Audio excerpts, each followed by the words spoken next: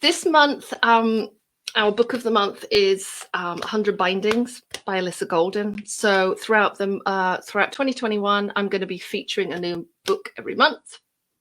And very shortly, I'm actually going to have a PDF which lists all of my favorite bookbinding books. But this, frankly, is just top of the list. Thank you. This, frankly, is at the top of the list. I think most people, if you don't already own this book, go buy this book. We'll put the link in the comments. Let me get rid of the banner at the bottom. I'm sure it's really annoying. It's annoying me. Like if you don't buy any other book, this probably is the book to get. It's very, very comprehensive. I mean, you can see how thick it is. It really has way more than 100 bindings. It has pretty good directions. They're not always, you know, I think sometimes they could be a little better, but it has pretty good directions, pretty and good illustrations. It covers folded books, simple sewn books, and then more complicated sewn books, movable books, which is kind of something I struggle with, like pop-ups, Jacob's Ladder, glued books, folded books, accordions, scrolls, and then just kind of things that you would expect, like a codex book, you know, regular sewn bindings, secret Belgian binding is in here, buttonhole stitch. It's also got a section on envelopes and like portfolios, and some boxes and slipcases and different cover techniques. I mean, honestly, it covers everything. And for like 20, I don't know how much it was, $20. I don't know how much it is in the UK, probably about £20. It's a really good investment. So I would say this is probably the book I recommend the most to people starting out making books. When people were able to visit my studio, this book here was something that people always asked about. This one right here, hopefully you can see it. And this is the winged book structure. And so I knew immediately when I was picking a project to demo from this book, this is what I would choose. So I don't know if you can see the, it's called winged because it has these little triangular flaps right here. And it also has these pockets. And, you know, I'm a sucker for a pocket. So, because I like putting tags in pockets. So I figured this would be a good structure to make. Here is another one that I made, and I'll show these better on the other camera. This is another one. So that's sort of an accordion version. This one, I actually put a wraparound cover on so it doesn't accordion out. And so this one looks like this. And I used paste papers in here. So you can kind of see. You get this back-to-back effect on the triangles. And you can see I wrapped around this soft cover. And I literally just measured the thickness of the spine and glued the cover on. And then this is similar to the one I'll show you today. I just left this as a straight accordion with no cover. This was just like a sample one. You can kind of see the thingies here. So why don't we head on over to my table and I will show you how to make it. And as some of you asked, it is on page 69 in the book. So just so we're clear, this is not my design. This is Alisa Golden's design, and we will be doing this once a month. Let me see if there's any questions I need to answer. £12.75. Lovely. So this is not my design. This is Alisa Golden's design, but I wanted to show you. I've just switched the camera over to my work table. I'm going to move everything around, including the microphone. Okay. All right. Give me a couple minutes to get myself situated so I can still see your comments and work on the table at the same time. Okay, we don't need that. All right, so here's a better look. Oh, look, do you see these tags? This is the tags I made from the jelly printing we did a couple of weeks ago. I ran them through my die cutting machine. Rather enamored of those, so I just kind of like having them on my table. I'm going to move this around so that you're right here. There we go. Sorry, folks. I just want to make sure that you get a really good view of what we're doing, and not like my slippered feet or anything. There we go. There we are. That's good. So let's take a look at this winged book one more time. This has 2 independent hardcovers on it. And you can see these flaps here. That's where the tags go. And these are not glued down, but you could glue them down. And for this base, in this book, I used mixed media paper. So maybe, I don't know what weight, whatever the Canson XL mixed media paper is, that's the weight that I used. I'm just going to make you a little higher. Sorry. There we are. Oh, that's a bit better. Great. I'm sure you all know what the weight of that mixed media paper is. I think it's £98 maybe. That was a good weight for this kind of book. So that is the one with the 2 independent hardcovers. And then this one here is that soft cover one I just showed you with the wraparound soft cover. I scored this spine by sort of measuring the depth of this little book when it was squeezed together like that. So that's this. You still have these independent pockets, but I put some double stick tape in to secure these together so that they would so it would open more like a book. So I put some double stick tape here, here, and here, so that it acted more like a book, like this. Does that make sense? So kind of this is this, like this. If necessary, I can show you that if that is confusing to you. So I guess the reason I'm showing you all of these is that it's extremely versatile book structure. And you can sort of, it's one of the ones that, you know, it's easy to do, but then you can go in like a million different directions. So in Alisa's book, she works with 5 sheets of square paper. However, you can do it smaller. So this one here was 5 sheets, but there's no reason why you can't use less. For this one here, I use 3 sheets of square paper. This one here, I use 3 sheets of square paper. She suggests 8.5 by 8.5. This one here was slightly smaller, and it didn't matter. I wouldn't go a lot smaller than 7 by 7. I think that's what these were, because then the book is going to shrink down. Let me see if there's any questions. I don't think so. So you need square pieces of paper. I would say a minimum of 3. Double-sided is nice because with this one, it was not double-sided. It was single-sided, and so you're going to get these white blocks, which are actually kind of nice, I think. But then sometimes you get the back of the paper, what was on the back of the paper showing. I'm going to put some of the light on here. Ooh, that's much better. So if you can, double-sided paper is good. For this one, I just used white paper.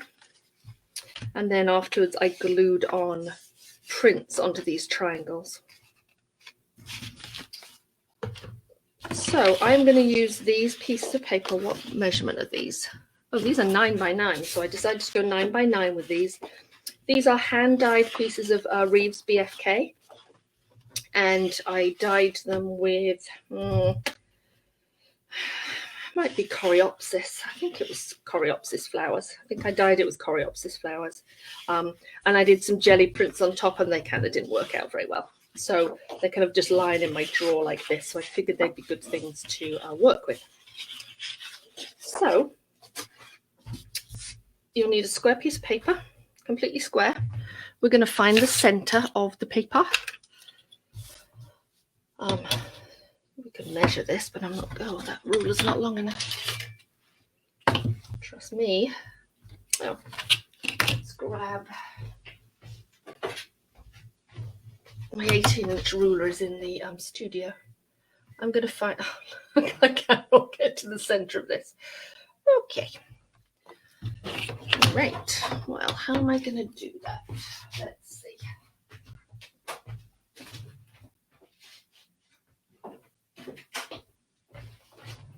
I do really want to get to the center of this paper. So I'm using a massive ruler. So let's find the center. I'm just going to draw a faint line there.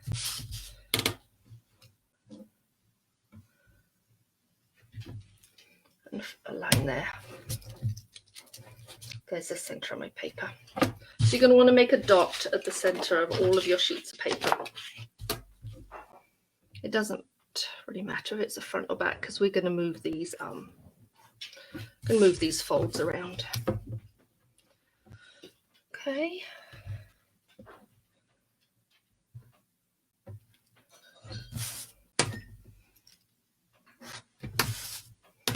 Let's find the center. So if you are playing along with me, you could do this on copier paper to start with. There's the center. Just to get a sense of how the folds go. Take a piece of 8.5 by 11 paper and cut it into an 8.5 by 8.5 square. Thank you, Mr. Manning. You're very kind to do the giveaway. Did you mind? Okay, thank you. I refreshed 5 times and that was the number. Thank you. All right, thank you. I appreciate you doing that. That man is so good to me. All right, so there we have the center of the book. I mean, the center of each page. This is the bit where we fold. So here's the middle. First of all, I'm going to set it down like a diamond, like this. So the points are, the point is facing me. And I'm going to fold it in half. You don't need to worry about the grain because we're just going to be folded in all sorts of directions. So fold corner to corner like this to get a triangle.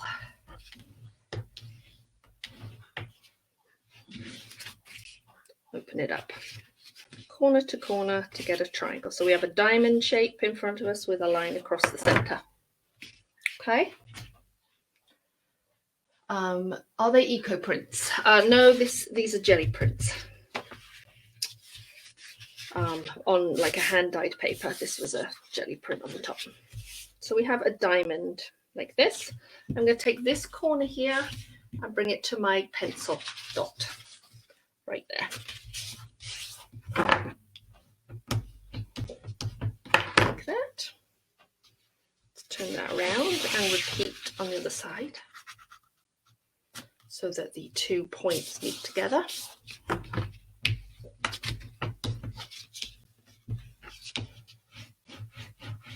I'm using Teflon bone holder for this. I'm going to open this up, turn it around this way so that this point is at my belly. Hold on, just going to make sure I'm doing this right. Okay.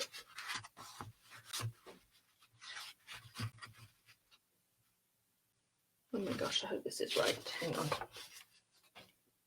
No, that's not right. Ignore me. So we do it in half. I knew it wasn't all right. We do this point to here. We do this point to here. We turn it around so that this point is facing us. And then we're going to bring this point into the center. There we go. That's correct. See, when I pre-record stuff, you don't see me going, that doesn't look quite right. Let's switch it around. We're going to bring this point up to the center. There we go. So we have one done. So what we're going to do is we're going to close these 2 flaps. I'm going to close these 2 flaps and fold our book. And this is our first signature. So also when I say signature, ultimately we could be sewing down the center as well. So some of our signatures are going to go this way. And some of our signatures are going to go this way because we're attaching them as an accordion. So this is what you're going to end up with this folded over. I'm going to grab a weight just to hold it down. Let's repeat that. Oops. Let's stay down. Let's just repeat that 2 more times. If you are following along, let me know in the comments. I'd be curious to know. Here's our center. I have it as a diamond in front of me. I'm going to go corner to corner. I'm going to bone fold and open it up. I'm going to take this corner and bring it to the center. So here's my bone folder. Flip it around and repeat on the other side. Who's following along? Yes, it is easy, Violet, right? Open it up. Turn these around so that the other point is facing your belly. And bring this up into the center.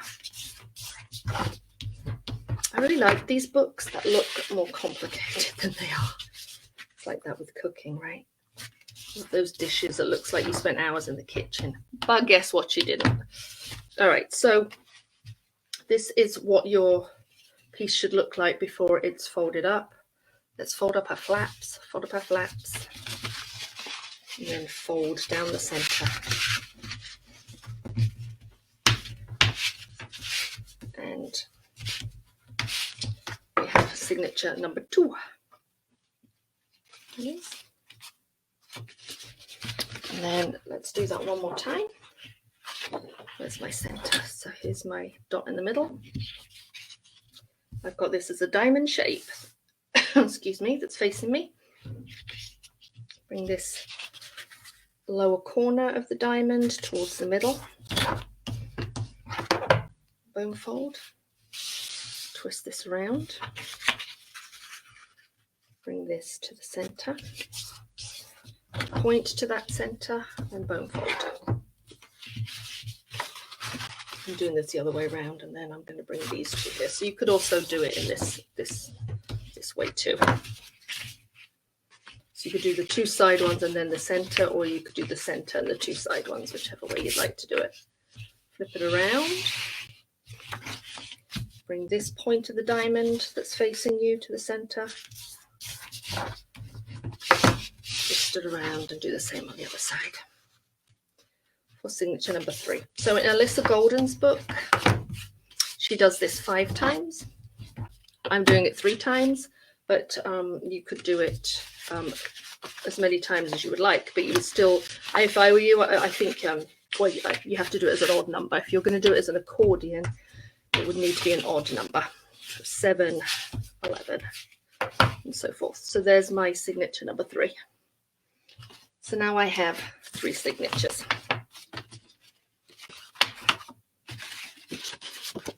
Like this.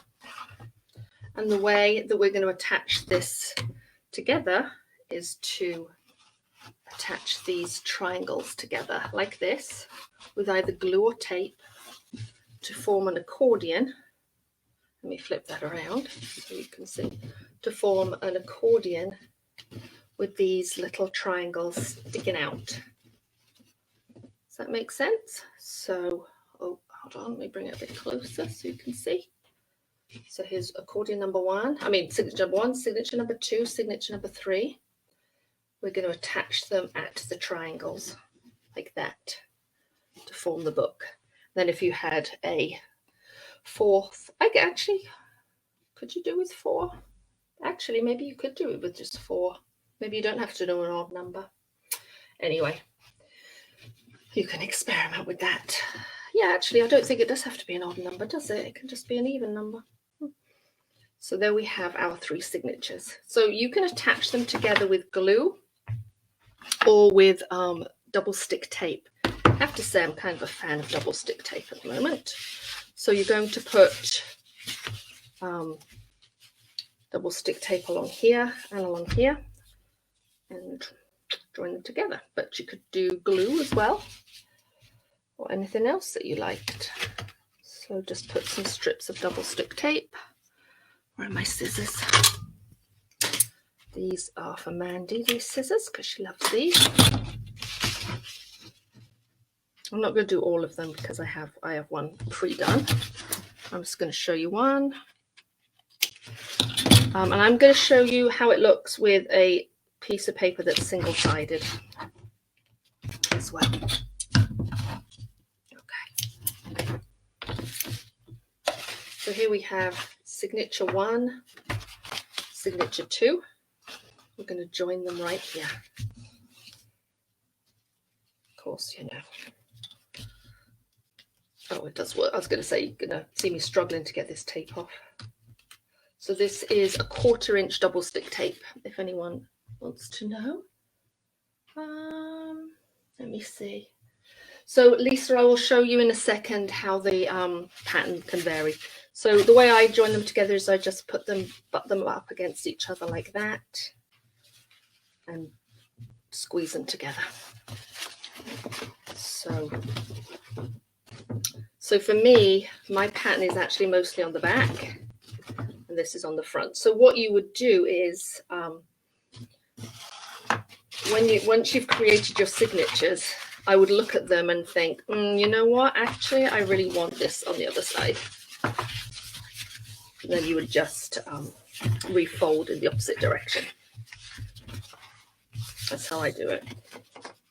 And you think, oh yes, that's a much better way for it to appear. So, but let me show you quickly. It's more obvious when I show you with this paper here. This is some paste paper that is white on the back. So when I fold my book with the dot on the white side and then I fold these in like this,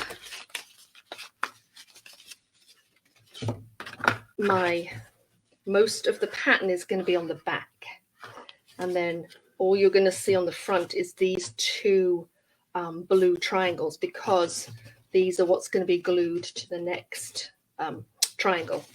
So if you really want more of the blue to show, you're going to put your little dot there, or you can just fold afterwards. Fold them all into the middle, open it up, and you have more of the blue showing, if that makes sense. And then when we glue our triangles together, this is still visible. So that's folded that way. So it's just personal preference, really. So let's do this one. And that's folded this way. So this way we get a lot more of the blue showing. Hopefully that makes sense. Let me show you one that this is. These are some dyed paper squares. I used carrot tops for these little things. Made a batch of carrot top, and it's more Reeves BFK paper. Here are so I've got 1, 2, 3 of these little signatures. They're joined at the 2 triangles. I could add on more. So not an odd number, it doesn't really matter. I could leave it just like this, or I could add on a couple hard covers. I'm not going to add the hard covers now because we have gone over quite a bit. But I have some eco-printed fabric here that I made ages ago. It's just some scraps. So you would take 2 pieces of board, wrap them. You could put an end sheet on, and then when it was all glued down, you could either glue the triangle on like this and then put the end sheet over the top, or you could put the end sheet down first and then glue the triangle on top, for whichever look you wanted. With this one, I glued down the triangle first and then put a piece of brown paper as an end sheet, so we covered up this other triangle. It's actually upside down. So within these pockets now, you know, the sky's the limit. So these sheets, these squares were all white. So once I had finished the actual book structure, I just cut out triangles of jelly print and glued them down to these flaps right here. And then, like I said, these stay open, but you could glue them down if you wanted to. I like to put tags in them because I'm obsessed with tags. You could also, in these gaps here, you could sew. so I could see how you could sew in more signatures here. The back looks pretty nice too, so you could sew some things on the back. There's like a bazillion things that you could do with this book structure. And here's, let me show you this one again. So this was done with a single-sided paper, so it was white on the back and had the jelly prints on the front. So I just left these pieces showing here. And I wrapped it in a cover. So let's see.